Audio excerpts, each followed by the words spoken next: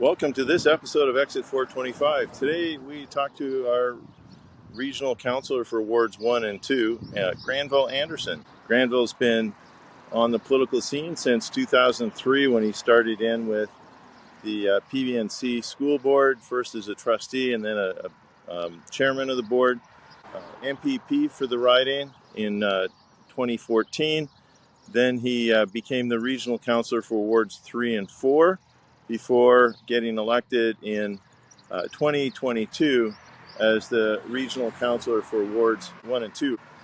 So one of the things that Granville talks about is safety and safety in our community. One of the things he's proud about is the reduction in the speed limit around schools to 30 kilometers an hour.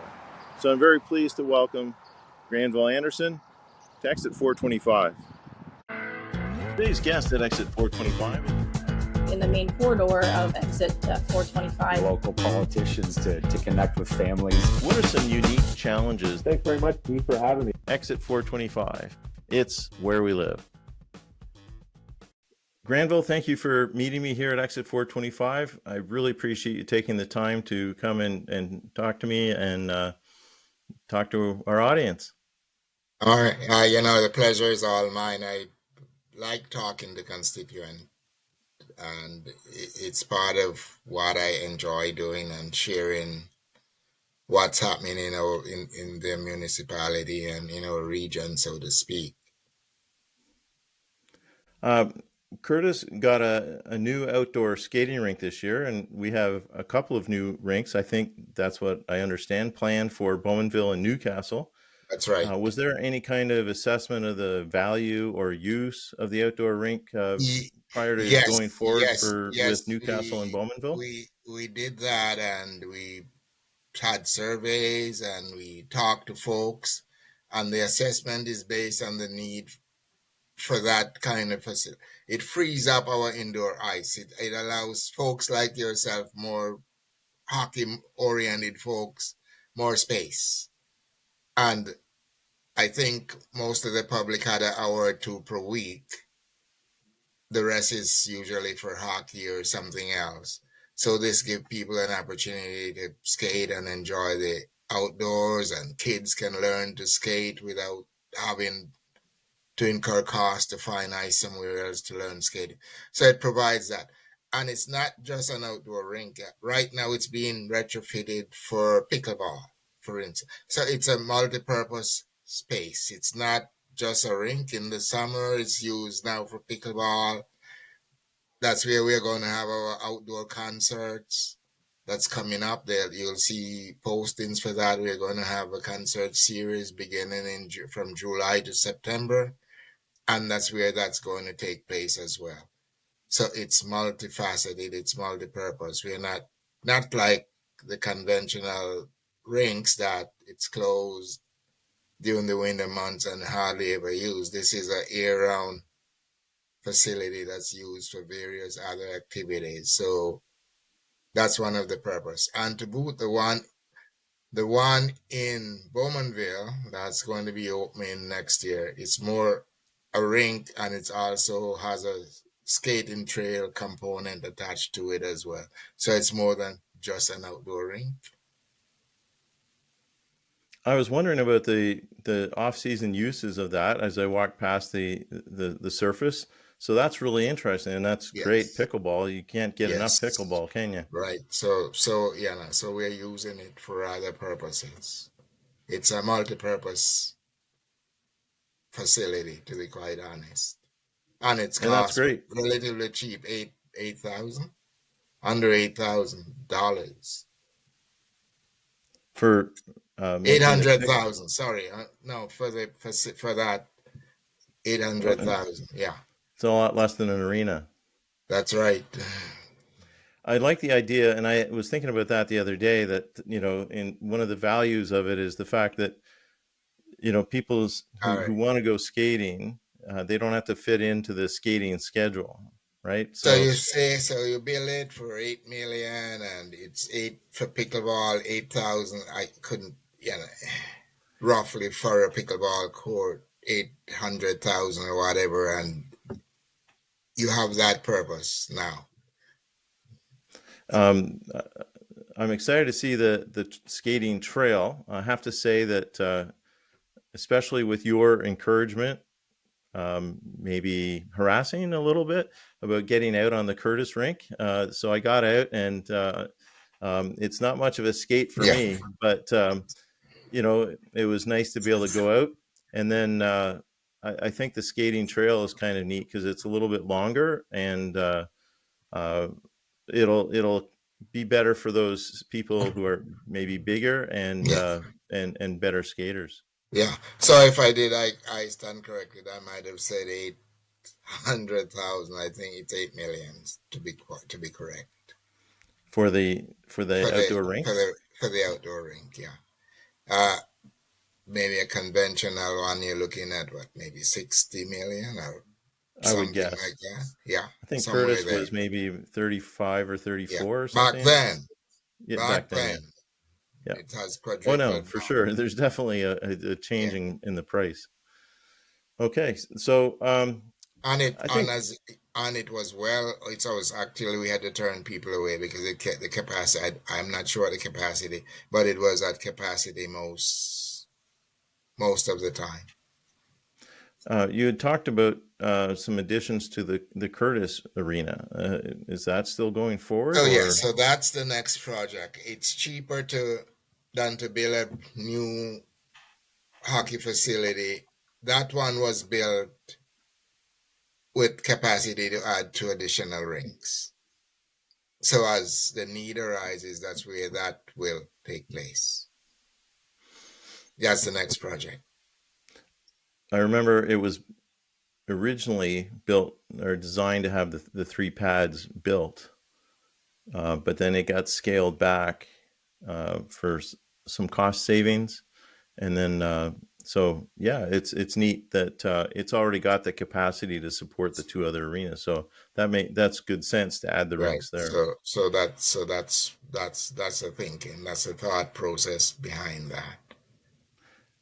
We may have talked about this before, but Bloor Street, it's almost mid 2025. I know that there was some talk about doing some work there. Yeah, Obviously, so the house construction south of Bloor, but my wife is complaining now that I complain every so time we drive between Trolls and Prestonvale. So so do give a me lot some of news for my wife here, Granville.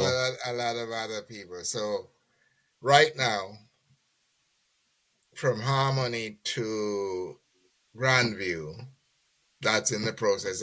You will see work there soon. That's going to be 4 lanes. Sorry, what was that range then? From Harmony Road and Bloor to Grandview, that's going to be 4 lanes in the Wow. not too distant future. Then the second phase is from Grandview to Curtis Road. That's 5 years out or so. It's they're waiting for this construction, the new build tribute to build out before that's done. So that's also in the works, projected to be done within a few years. So it's getting done, but with all that home build construction now, they didn't want to do it now. Didn't make sense to do it until the homes are built out. It seems to me that road might need a little bit of first aid though before I am too long. sure they will do remedial work as required until then. So be patient. And a part of that congestion is a part of we're not having proper interchanges. Like the one Harmony Road is not really a full-fledged interchange that allow for the smooth flow of traffic. So that also contributes to that. On Highway 2, the speed through what will be at some point, I guess, we were talking about it, is the Curtis Business Improvement Area. The speed ranges from, I think, 50 right through till 70 kilometers an hour at different spots. It is a big area. You're Is there any, talking on Highway 2? on Highway 2, is there any Okay. talk about the region reducing that speed? I know that's a So regional road. that's a regional road. And yes, I have talked about that. And in some places like Curtis Road now, you will see some places it's 50 kilometers per hour. So that's an ongoing discussion, and I will take that back to the region to do that, because safety is always, as you know, one of my number one Mm-hmm. priorities is to keep our community safe. And I believe with the reduction in speed limit and in school zones, it's getting a lot safer, but still not safe enough. Mm-hmm. So that's something I take back, and that's something that I generally raise with the region to try and reduce speed wherever we can. You spearheaded the reduction in speed around schools, did you not? I know Right. we've And talked about it before. I see that, yeah, and it some folks don't like it, but if you look, that's the way most municipalities are going. And if you go out west in Alberta, that's what it is. In So Toronto, is it 30 out there? Most places yeah, around here do most 40. places it's 30 out there. Yeah, it's Hmm? 30 out there. In places in Toronto, it's 30 as well. And you know what? We can't be too careful. It takes a couple seconds more of your time. Mm-hmm. Or there are a number of alternate routes people can take if they're not dropping their kids off. I hope this encourages kids to walk to school more. Mm-hmm.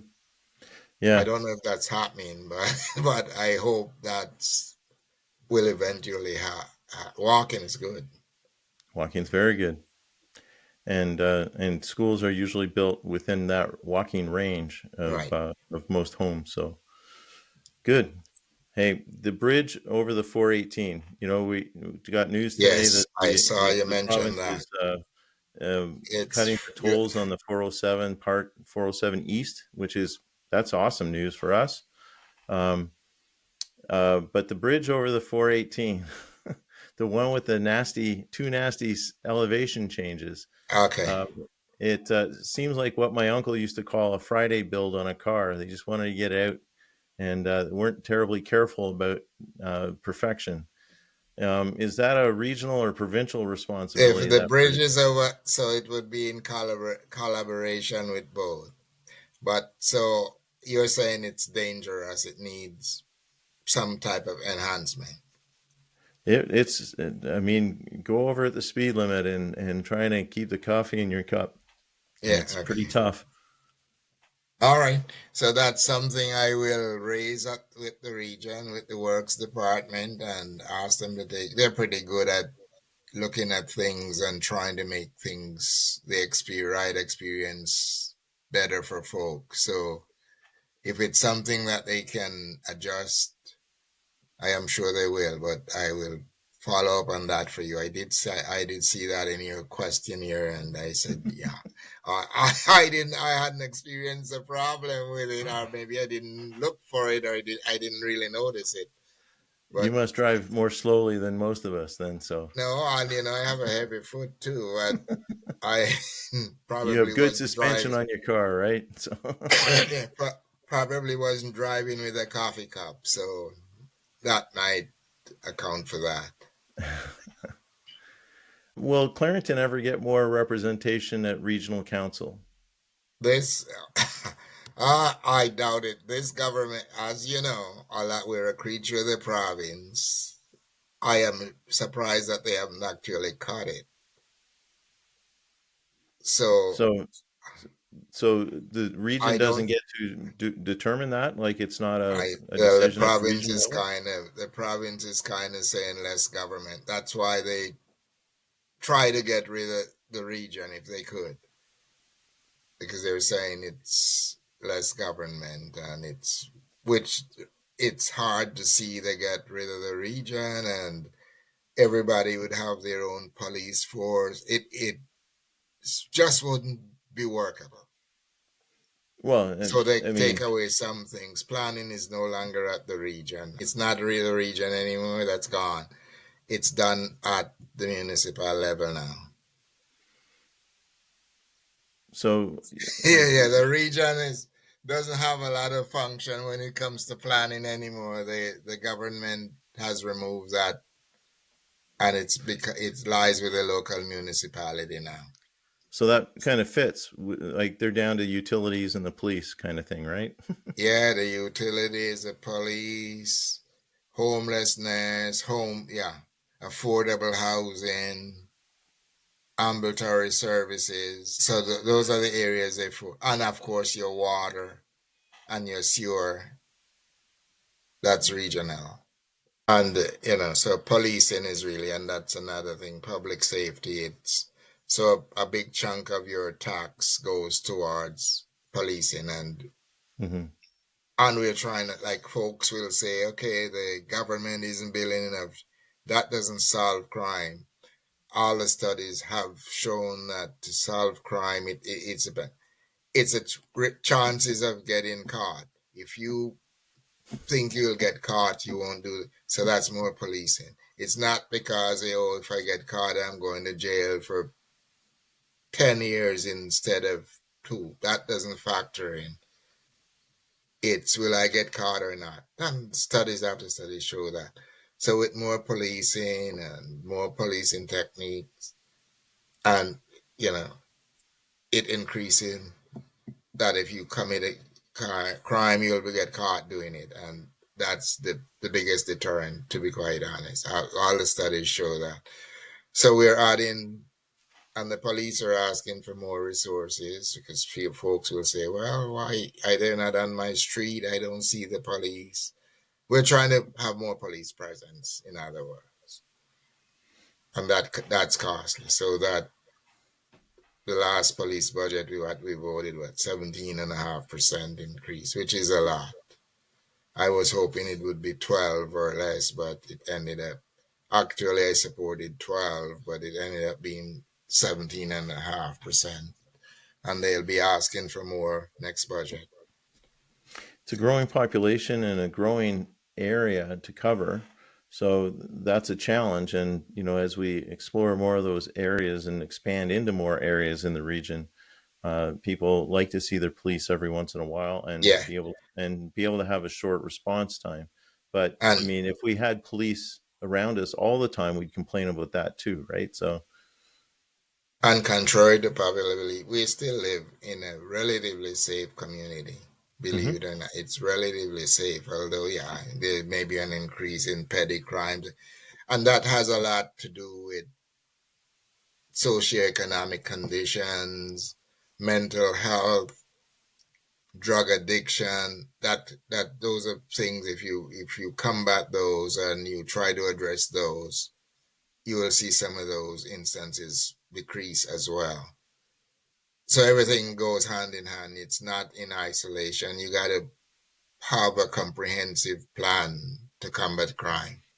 And a lot of people don't seem to think that way. They think, okay, just build jails and throw people in jail, and that solves it. It doesn't.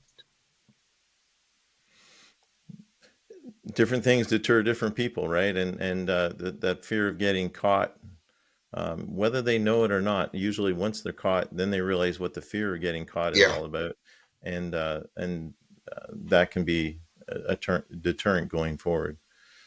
Um, you mentioned homelessness, and there's And, been and talk between different levels of government about new initiatives and new concerns about homelessness.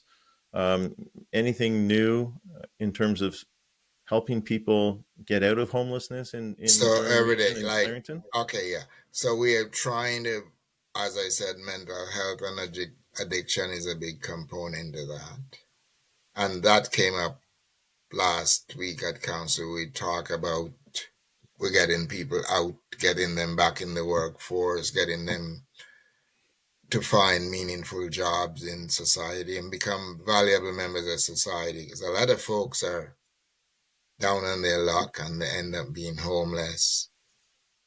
So the region has programs that try and get people out of homelessness. And we're trying to do more of that. And hopefully, you know what, we don't want to see people living on the street and sleeping on grates and in sleeping bags in the middle of winter. we want to help, and at the same time, so that's why we spend a lot of money on warming shelters, as you know, 1635 Dundas. You know about that one? We bought that Hmm. one, and we are Yes. we're trying to do that so that it's another strain on on your property tax bill, because the province doesn't pay for it all, the federal government doesn't pay for it all. A lot of it end up on the tax bill, unfortunately. Hmm. So it's in our best interest for our economy is to try and end homelessness. I don't know if we can end it, but try and reduce it as much as possible And help people to move on, and help for people. whatever Yeah, because their basic need was. that's right. And anybody can, as I tell people like who are, you know, demeaning. I said anybody could end up being homeless, depend on One your thing, circumstances. Yeah. one thing that reached the news during the federal election was a comment by Mr. Polyev about uh, arresting people, Turning them into criminals, turning them into criminals. arresting Yeah. them as a measure to clear out, homeless encampments. Your Put them thoughts in on that? jail. Yeah. I don't believe that's an answer. I think that's draconian if you ask me. People need help, not jail. I don't know how does that solve it, but I heard it, and I am kind of shocked that there wasn't more pushback on that, to be quite honest. I have a feeling that the you know people on one side wanted to make sure it went away, and so they dropped it, and then other people stopped paying attention to it. So, Yeah, but it was there, and it was not I mean, whether you liked his platform or not, I think that was one thing that was pretty hard to take. So, that was. I heard it, and I'm saying, what? So you're criminalizing people because of their circumstances? mhm, Most of it beyond their control. I don't think anybody wants to live on the street and live the way they live. mhm, I can't exactly. see. I can't see any unless it's someone that's, of course, an addict or has some kind of mental issues that they would want to live that kind of way. Granville, we're about 1.5 years away from another municipal election. Thankfully, we get a break maybe for a little while from elections. We've had a good run of them here, especially in this area. So, effectively, 1 year left in your current term. What is one big thing that you'd like to see completely wrapped up by October 2026? Well, I hopefully community space. As you know, for instance, Ribfest got cancelled because although we have such a large geographical area, they couldn't find a suitable spot because of the construction at the South Bowmanville recreational facility. So we're trying to acquire space for that, space for outdoor concerts that folks can go and enjoy the outdoors. Uh, the, there's a large community now that wants cricket pitches. Well, not pitches, but one proper cricket pitch. There's one in Curtis that's not a pitch, it's like a half. It's just somewhere to play around at. So we want that. So that's something that I'm trying to do. And of course, you might not like this, but I want to see something happen at the waterfront. And people want it. People, especially from certain communities, they want to go down there and be able to barbecue and buy an ice cream and walk around and that kind of stuff. And it's quality of life. And as you know, the economy stuff, not everybody can travel to exotic places like the Caribbean or, well, going down south to the States. I don't think many people want to go there under the current climate. So they can stay at home and with transformation of this community from a bedroom community to somewhere where you can go and have a, do whatever outdoors, enjoy life.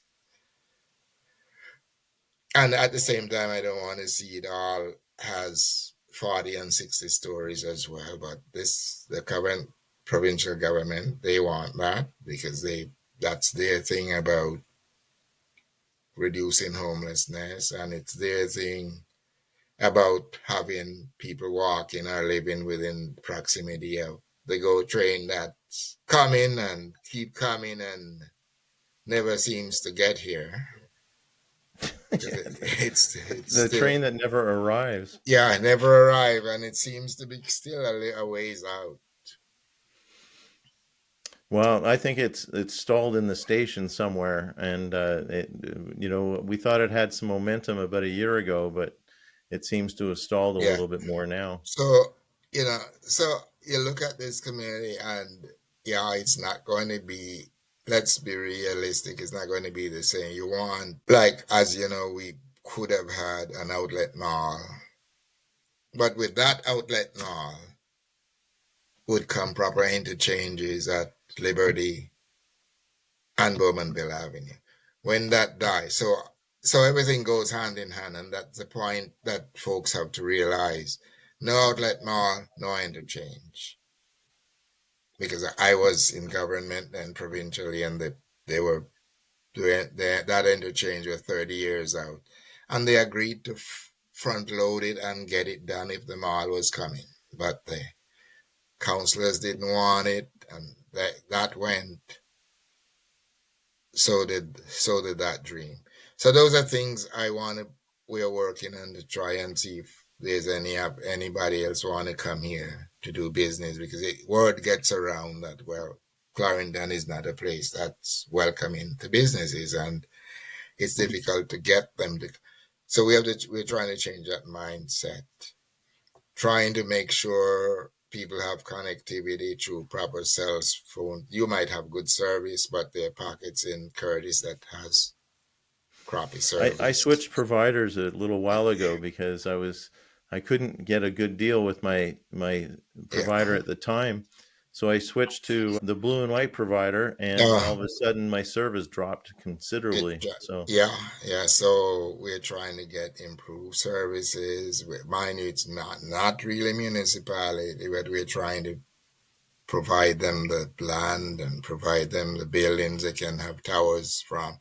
We're not going to block it. We're not going to vote against a tower. that's great. So those are the changes that incrementally is happening. And as I said, the rec center, the enhancement of Bowman, South Curtis Arena and around it. You will see tennis courts down there now. You'll see, which I had some complaints about the basketball court, that it doesn't have the netting or it needs backboard or whatever. So I'm going to look into that. So those are things that I'm doing. More street lights. I am trying to get that in, because that's also a public safety concern. Yep. So those are things I work on. Those are things that I am still doing. That's why I'm still here, because I can believe I have something still to contribute to my community. And as I alluded to last night, I've been here since the 70s. My parents started here. I went to school here. Went to Toronto to university for 7 years, moved back here because it's so wonderful. I moved back to Curtis, was in Curtis for 30 odd years, and I still want to see the community grow. That's awesome. You and I, in chatting one time, realized that I had worked with your mom Yeah. in Ajax. So that was pretty interesting. And so you're proud of your community, and that's great. And that's right. It's not perfect, but it's where we live. We got to make it the best place to live. Granville, thank you for meeting me here at Exit 425 today. And how can people reach you? You pride yourself on being available Yeah, to people? I am available. If someone want to reach me, it should be quite easy. They can reach me send me an email at ganderson@clarington.net, or send me a text, or call me at 289-928-2522. I do not answer folks on social media. I don't get into that. I have a number, or you can call the general number at the municipality and leave a message, and the assistant will ask me that such and such a person wishes to speak with me, and I will call them back within 12 hours. I don't say 24, but it could be, depends on, but within 24 hours. I try to do that. And I can attest that Granville will answer your call or email, and Yeah. and Yes. we'll be back in touch with you. Anytime, and I'm here to serve, and and folks has genuine concerns, and I want them to address them. And folks may see I don't answer because we have a local council and a regional council. It doesn't make sense, both of us duplicating staff. It's more work for staff. The same thing coming from me or coming from Sammy. So if I see Sammy's dealing with it, I just let him deal with it, and vice versa. So that's how we operate. I kind of tell him, between us, we let each other know, well, I got this, so I don't do it. That's great. Thank you very much. I am honored. Pleasure is all mine, sir. Have a good day, and nice talking to you, Steve, and I am available anytime. Thank you for listening or watching to Exit 425. My name is Steve Ray. Please feel free to contact me at exit425401@gmail.com, and check us out on Facebook, X, Threads, Substack, TikTok, LinkedIn, and Instagram.